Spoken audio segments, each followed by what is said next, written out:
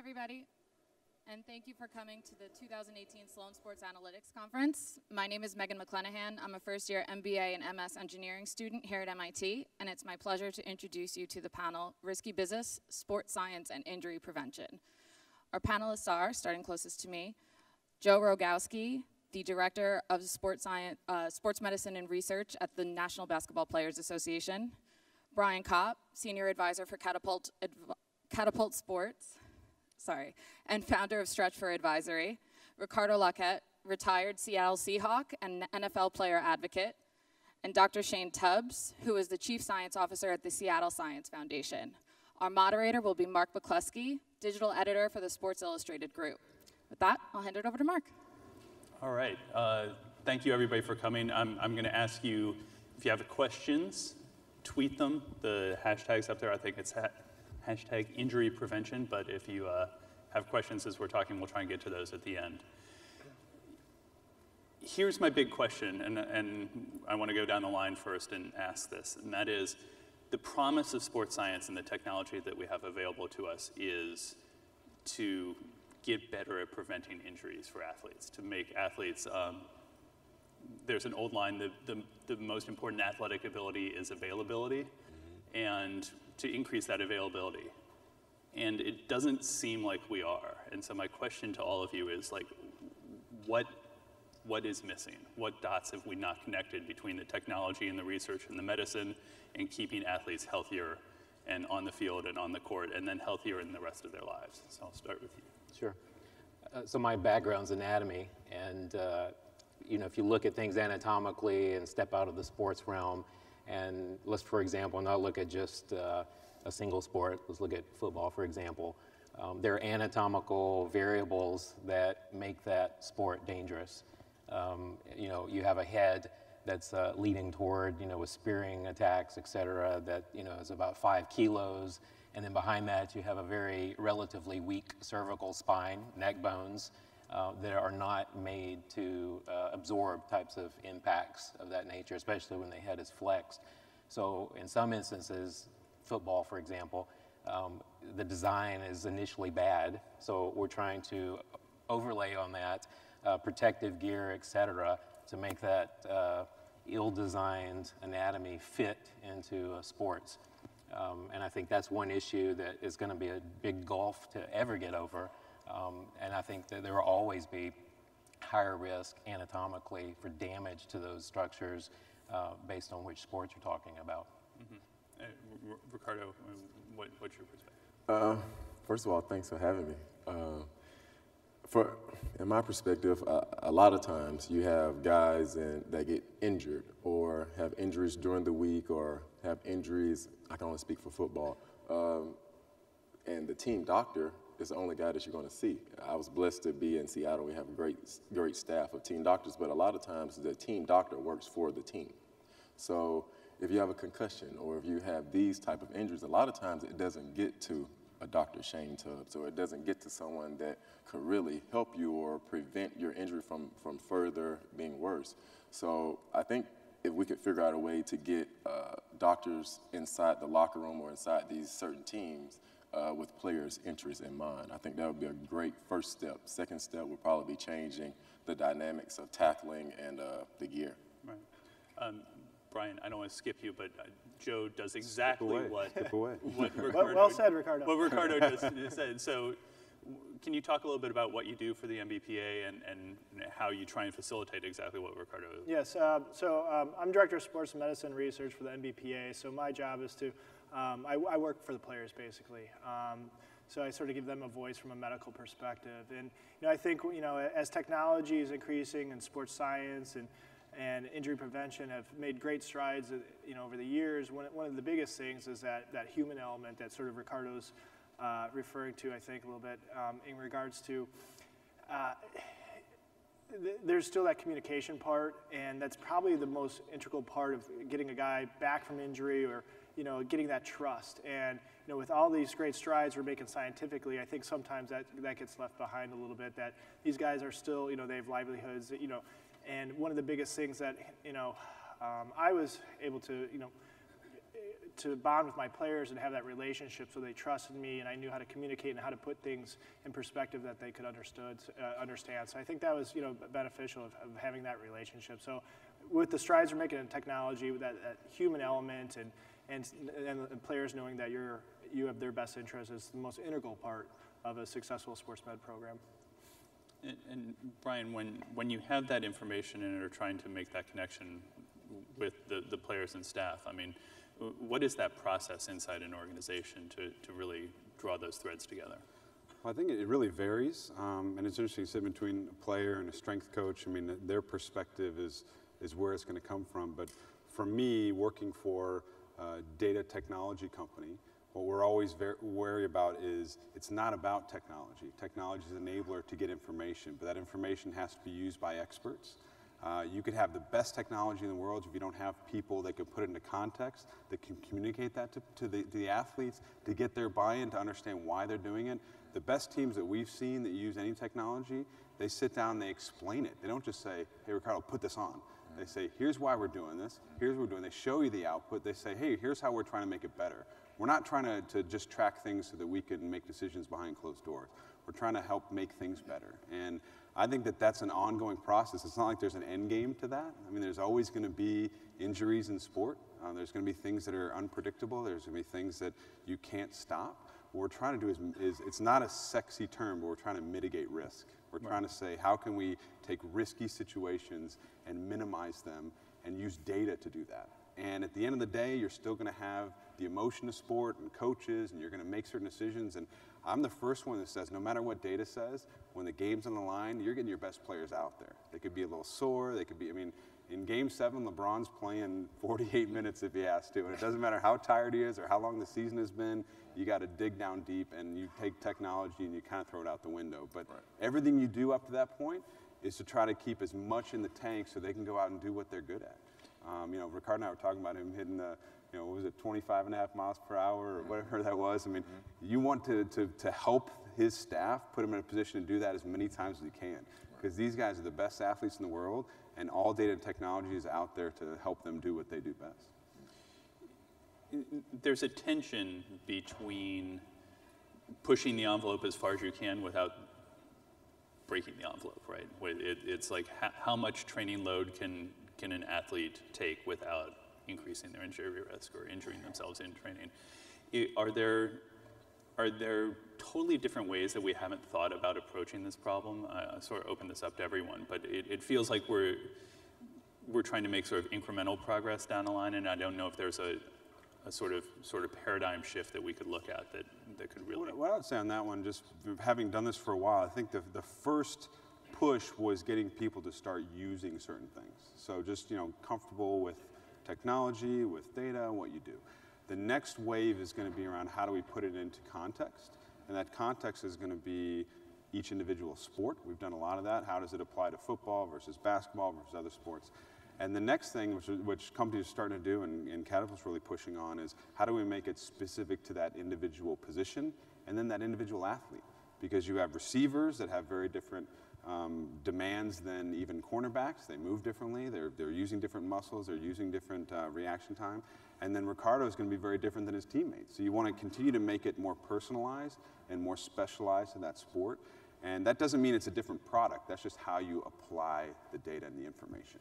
And I think that's a conversation between the companies that are creating technologies to collect it and the people of the team that are the ones putting it into practice. And it's a constant. So I think that's the next evolution, is going to be making it sport, position, and individual athlete specific. Are there, Ricardo, from your, as sort of the subject of the experiment in some way, right? You're trying to improve your performance. Did you find that information and data helpful in the context of here's what I need to work on, here are things that I have risks around, here are things that I could improve? For sure. I think that research was very vital in quote unquote the Seattle era. When we went back-to-back Super Bowls and things of that nature, I was working with Dean, just same group. Was it the same group you guys were? Yeah. Catapult, yeah. And So we would come in every morning, man, hopefully I'm not telling secrets, but this is to make, this is to make everything better, make the game better. But we would come in and early in the morning and I'll see Dean and it's like, hey, check in, this and that. What time did you go to sleep? Okay, what time did you eat this? What time did you eat that? Yesterday you were at maybe 70%. Okay, so you stayed up a little extra, you stayed up too late that, blah, blah, blah, blah, blah. So for me, understanding that, like you're saying, instead of coach saying, okay, make sure you go home and make sure you go to sleep and make sure you eat your breakfast and blah, blah, blah, it's like, okay, yeah, it's kind of important. But it's different for a player once you start to see the results. And it's like, wow. Say, man, you were at 90% today. Whatever you did yesterday, do that again. And, you know, and then you develop your own. That's a great way for different athletes to understand their body and create a daily formula for how can you be the best you. And I think that was a huge push as far as us going to the next level, as far as myself, for sure. Mm-hmm. And is there any concern about that data and health information and how that is collected, used? And Joe, I don't know if this comes up with the players you work with as well, but it seems like there are potential issues there, right? Privacy issues. Right. And that's one of the reasons why in this last collective bargaining agreement, we put together a wearables committee with the NBA to vet the products first, to make sure that the products that our guys are using are reliable and valid. And that's the most important thing. But then there's always there's several layers to it. You have a commercial component of it, you have a legal component of it, players' rights. So there's tons of different layers than just, hey, this is for a device that a team could use to help their player, because you have so many other things that you have to take in consideration that might affect the decision in the end. So that's one of the things that with the league we're sort of investigating different options and things that could come into play that could be potential hazards down the line. We were talking before we came on stage that your background's in anatomy and that we're actually still discovering new things about the human body, which sort of blew my mind. It seems like we would sort of know where everything was at this point, but can you tell the audience a little bit about that? And then I'm curious what you think that means as we move forward, if there are other structures we might discover that sort of change our understanding of some of these risks. Absolutely. So, yeah, that's a common reaction that I get when I tell folks that we're still finding things on the human body that have never been described before after hundreds and hundreds of years of study. So we recently discovered a new ligament that's in the front of the neck. It's very difficult to get to, so hence the reason it's probably been safeguarded for so long.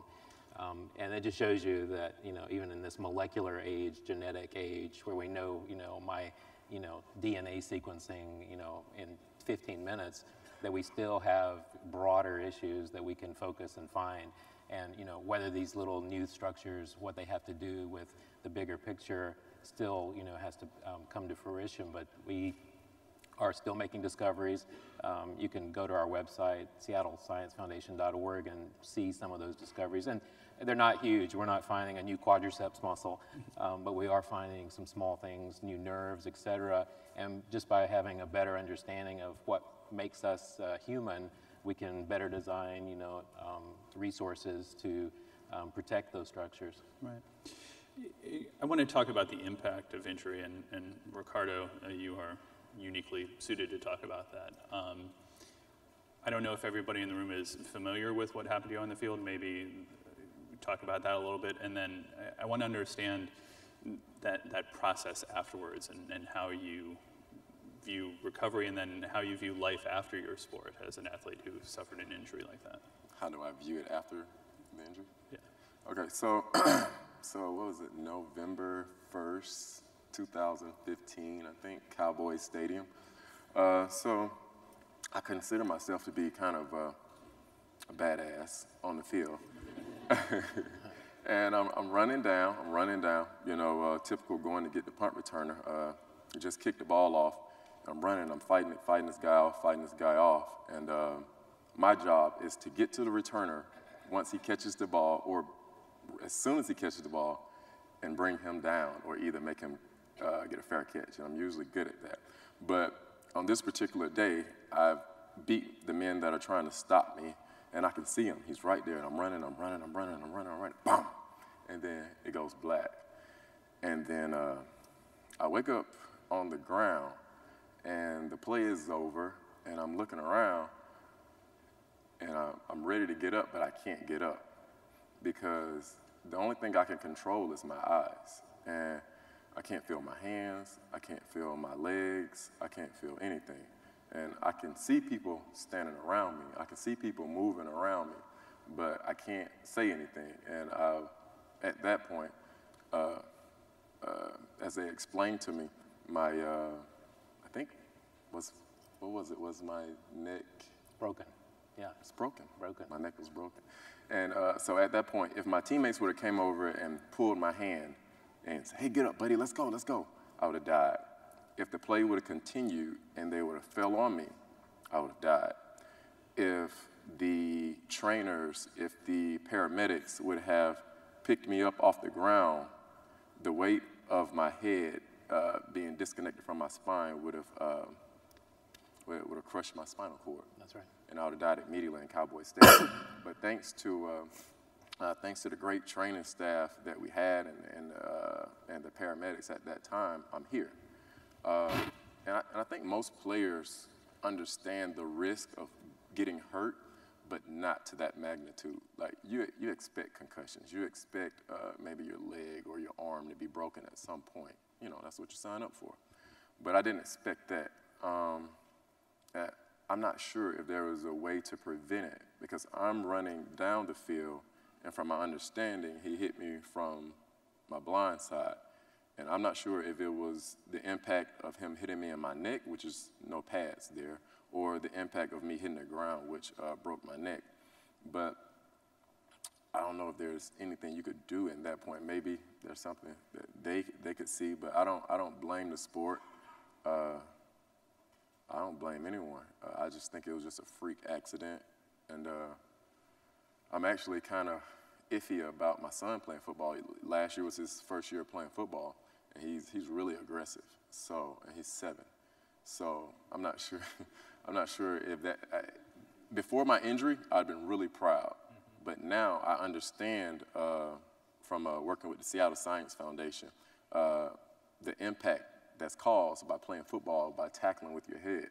And so if you can imagine playing a sport for 15, 16 years of your life, or maybe more for a lot of guys, it's pretty much waking up every day and running your head into the wall about 6 or 7 times, and then having a break and going and hanging out with your friends, and then you run your head into the wall again, and then you lift weights. It's pretty much football. I love it. But yeah, but so, I mean, it was a great sport. I guess it's the modern day gladiator. So if my perspective, I wouldn't want this to happen to anyone else. That's why I started working with the Seattle Science Foundation to help create, help map the 3D, the spine, the first ever 3D atlas of the spine. And I think once we get that done, that's going to be huge because that's going to, first of all, eliminate paralysis, so I don't have to worry about that, which I still have to worry about every day because I could trip and fall off the stage and be paralyzed or even die. So due to these guys, I think that's going to be great.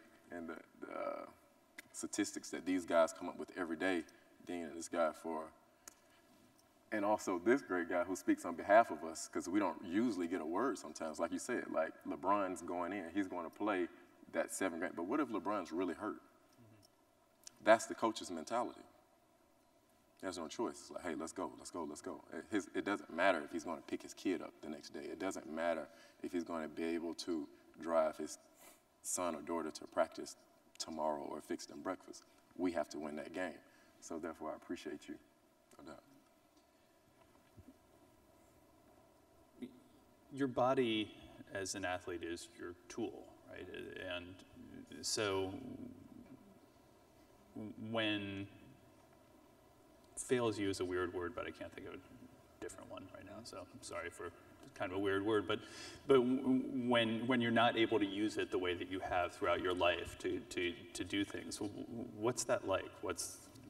Man, especially for an alpha male. it's hard. It's really hard because I'm used to being the strongest. I'm used to being like the leader and this, and that. I'm used to like helping everyone.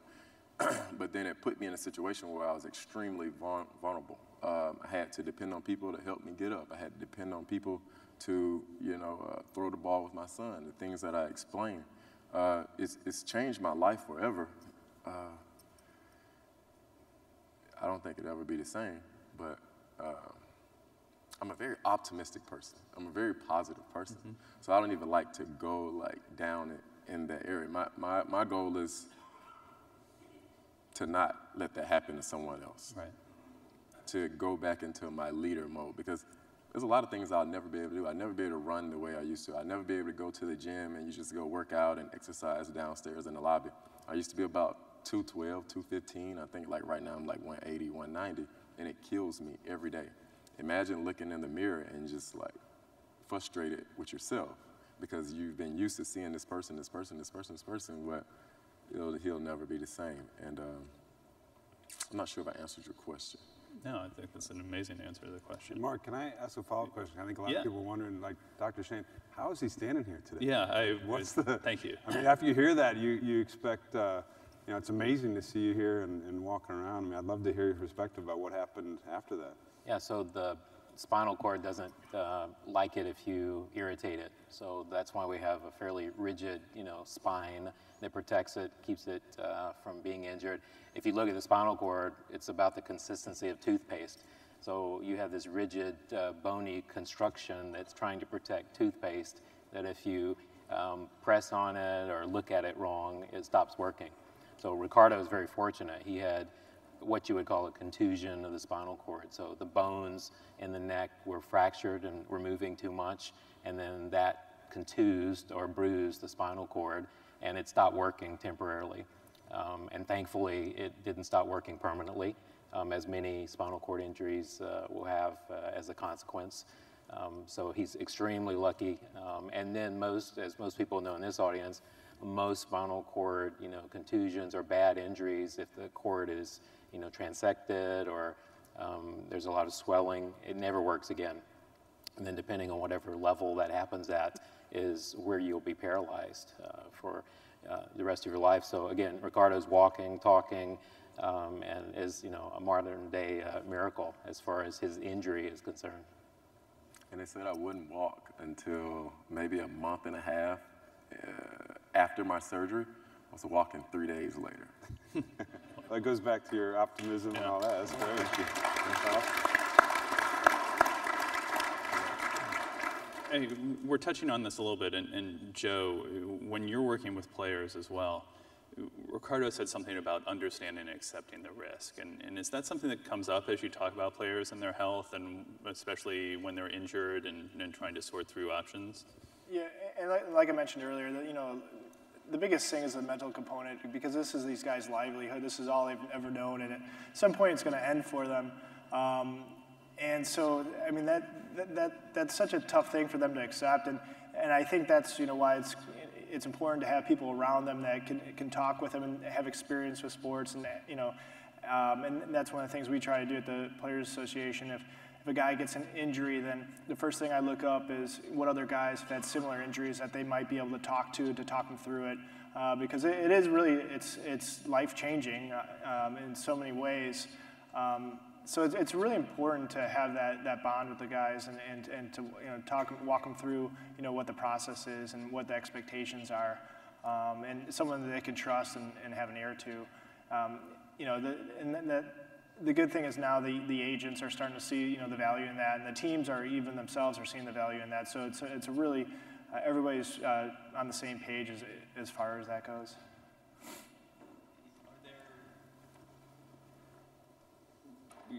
How do the unions sort of work with their players, and especially with retired players now, and sort of looking at this not as like getting you through your career, but also... And that's something that we've really tried to tie in too, is not just our current players, also our retired players, because at some point every player is going to be retired. So we've put together some health screening programs for our retired guys, with the thought that it's great to introduce them to doctors that once they're done playing, rather than just being left on their own, Now they have a network of doctors that we could show them that have a good understanding of what they're going through. And not only that, there's a whole research component that we're looking at right now, where we're trying to see the effects of what happens to a basketball player once they're retired. So if you see an old retired NBA player, they have hip, knee issues, they barely can walk. So are there things that we can learn from our retired guys that can benefit our current players? So that's one of the big initiatives that we've addressed with the PA that I think will help out down the road.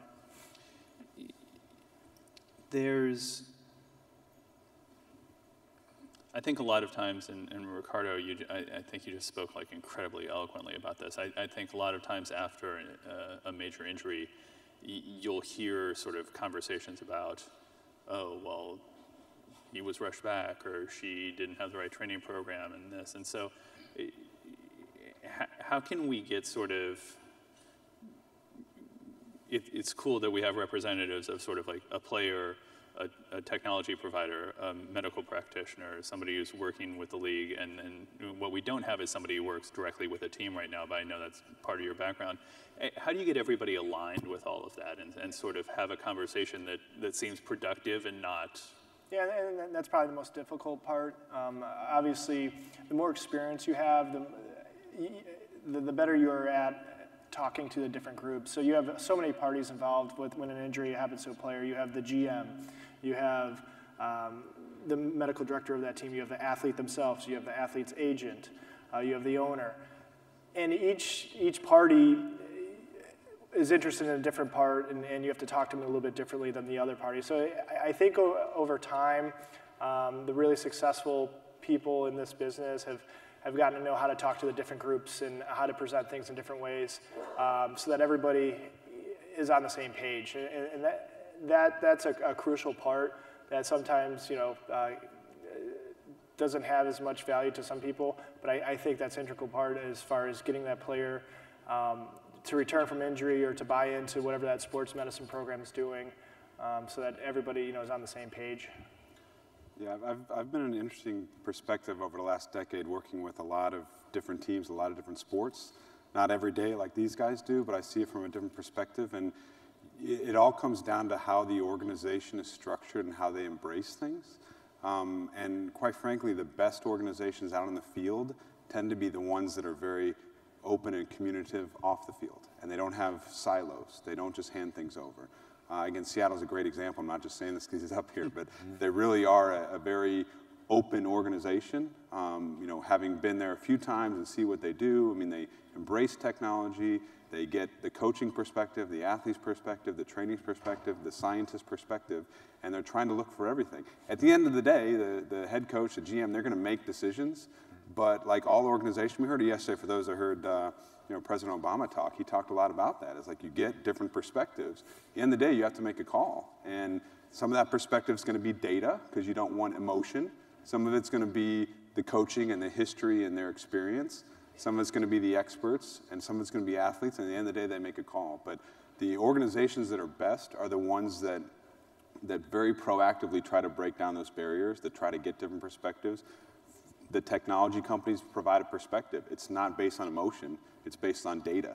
It's based on making sure that data is accurate, but it's based on somewhat data facts, but those need to be put into the context of what happens. So the best organizations, which just so happen to be a lot of the ones that tend to do the best and win the most, behind the scenes, they're very open and they try to get more perspectives in. I'm not saying it's kumbaya all the time. I'm sure there's moments, but that's what I've seen from my perspective, is the organizations that are able to break down those silos and get everybody's perspectives are the most successful. I mean, does that sort of jive with your experience inside an organization like that people are able to sort of have that, what can be a hard conversation, but in a way that seems to move things forward? For sure. And I think it makes so much sense, because if you think about even business deals or business opportunities, you're going to ask this person and that person and that person. If someone in your family has to have a surgery, you're going to go to this doctor and that doctor and that doctor to get a collective perspective, and then you're going to make your decision. A lot of times, guys just think if I just have my own personal doctor, then that'd be fine. But that doesn't necessarily mean that he's going to be correct. So I think I've never really thought about it that way, because before you even spoke, I was thinking if each player had their own doctor to give them their perspective instead of a team's perspective or this, and that. But at the same time, everyone that's working for the team isn't against you or even with you. So I think a collective group of perspectives would be great, but what do you do with the information once you get all of it if the perspective takes you in two different directions? Which way do you go? Mm-hmm. One thing I'll add to it, though, is I do think the athlete probably doesn't have as much of a voice. And part of that's the structure, they're employees and they're trying to make decisions and all that, but I think as it relates to data and bodies and injury prevention, the athlete voice is important. I mean, it's great that they say, how much did you sleep, and get your perspective on it. And the best way to use that information is for you to be honest. But you're only going to be honest if you know they're not going to turn around and fine you because you didn't sleep enough or something like that. So that communication is key. Or come back in your next negotiation and be like, well, right. It's a balance, because it is a business at the end of the day. Exactly, because the more injuries you have, all that's going to be on your contract. It's like, this guy is injury prone, or this guy's missed this many days due to injuries. Why won't we just get this guy out of college that can do half the job, and he's going to require less money? So as you get older and older, and no matter what sport you're in, your goal is to ride that wave as long as possible. So therefore, that's when you get the, it's okay, it doesn't hurt, but it's really killing you.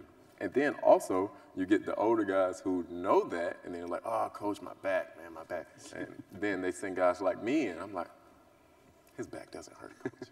But you can't say that. It doesn't hurt that much. Right. I mean, and that goes back to availability, right? Being this huge part of it. And I think that we put athletes in very difficult situations around these questions constantly. And it's exactly what you said, and it's the risk. You're balancing the physical risk on the field with the business, let's call it a business risk of saying, my hamstring hurts, or hey coach, I can't do that today. And inside of cultures that have traditionally not been terribly open to hearing that sort of feedback from athletes. Is that a nice way to put it? And so how do you change that culture? And it's we've talked a little bit about it, but are there specific steps you can take to try and break down some of those walls and align people more around what should be common interests to have your best players on the field or court as often as you possibly can? I don't know if you can change that dynamic, but I think you can give the players more options and more education. Today, doctors, specialists are a lot more available than they were 10, 15 years ago. So I think,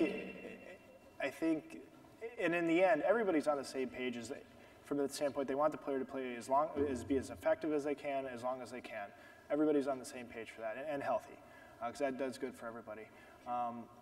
So if you have access to more specialists, more doctors, people that you could get a independent opinion on, I think in the end that benefits everybody, because then now that trust factor plays a big part of it, and then both sides can move forward. But I don't think you're ever gonna separate that dynamic of team player. There's always that, and especially when money is involved, that's always going to be a definite factor. But one way to do it, and use the NBA as an example, Joe mentioned their wearables committee in the last CBA, is to make it so that if you're collecting some sort of information, while that information may be used differently by different parties, you give both parties access to it. So if you're asking the player to do something, to wear something, make sure they have access to that information too. Now, each of those sides may use it differently and may make their own determinations, but at least you have the right information.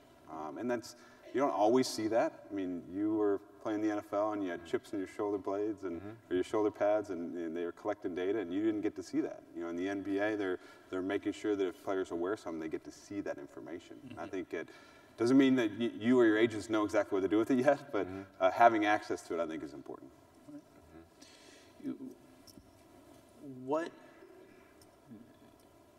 what piece of information or insight do you wish you had to try and help athletes stay healthier? I think one thing that echoes from an earlier comment is that, from a science perspective looking into the sports world, it seems the athletes within a team or within a discipline are all treated fairly similarly. And realizing that every person has different form, different anatomy, even from side to side.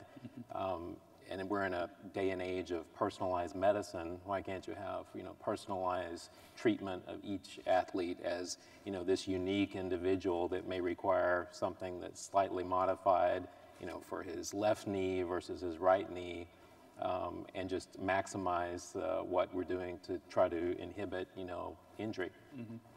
We wrote a book recently that looked at just the variations of the human body, not the normal anatomy, and it was almost 2,000 pages. So it gives you a perspective of, we all look similar to each other, but inside, our muscles are different. My muscles are much different than Ricardo's, than yours, from left to right side. A little bit. And, I think we're sophisticated enough in the year 2017. Why can't we look at Ricardo with, high-end imaging techniques and then fit him with the best, protective gear known to man, but still specialized for him? Right, for sure. Yeah, I totally agree with that. And I think like you say, the Seattle Seahawks are a great organization, and I think they've started to cater to that. And there's a lot of days that the sprinters, so like myself, like Percy Harvin, and a lot of the guys, just run.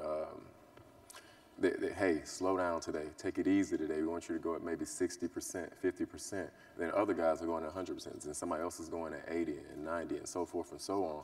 So it's not to the level where we want it, but I think it's a great start for where we are now, off what Dr. Tubb said. I've got a couple of questions from the audience here. Thank you, everyone.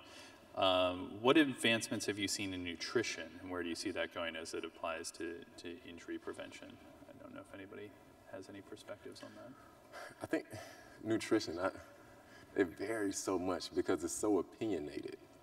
I don't know if anyone's seen What the Health, but that latest thing just kind of shook up everything. Everybody's going vegan and pescatarian and all these type of things. So I'm curious to see how that will affect the athletes in the future, because you always grew up thinking, drink milk and eat eggs and this and that, and eat a lot of meat and protein, it'll make your body strong. But now they're saying that the human body, you're not supposed to eat meat, or you're not supposed to eat these different things because, is it carnivores? Carnivores, I want to say their intestines are 2 or 3 times longer than ours, and shorter, because they can eat raw meat and it goes right out of their system.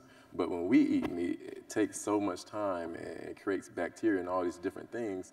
So that causes me to lose weight, causes a lot of other guys to lose weight, and maybe possibly muscle mass. So I'm not quite sure exactly about the nutrition aspect at this point, because nobody really has a definite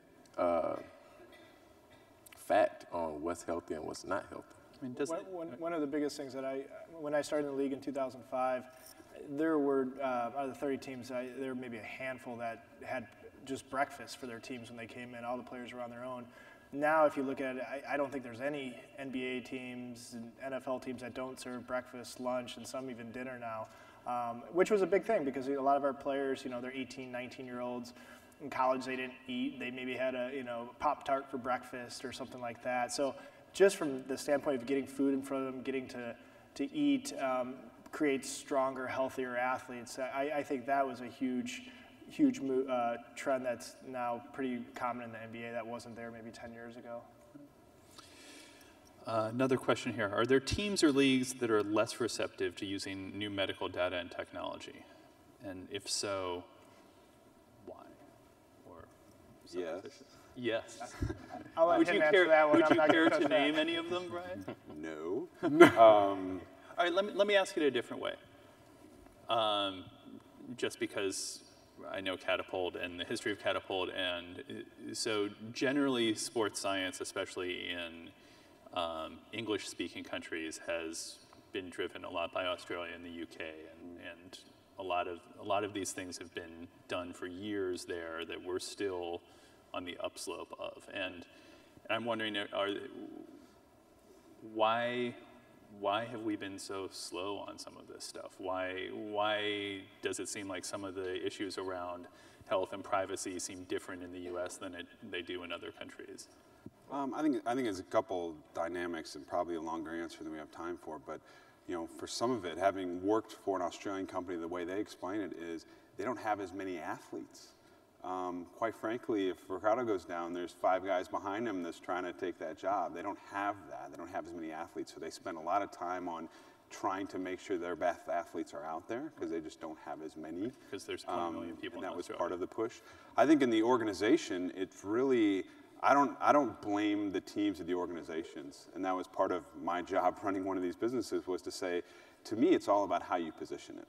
You don't want to come in and say, when you're in front of coach, you don't want to say, hey, coach, guess what? You've been doing everything wrong, and now I'm going to tell you how you're doing it right. Because they're going to pick you up and throw you right out the door.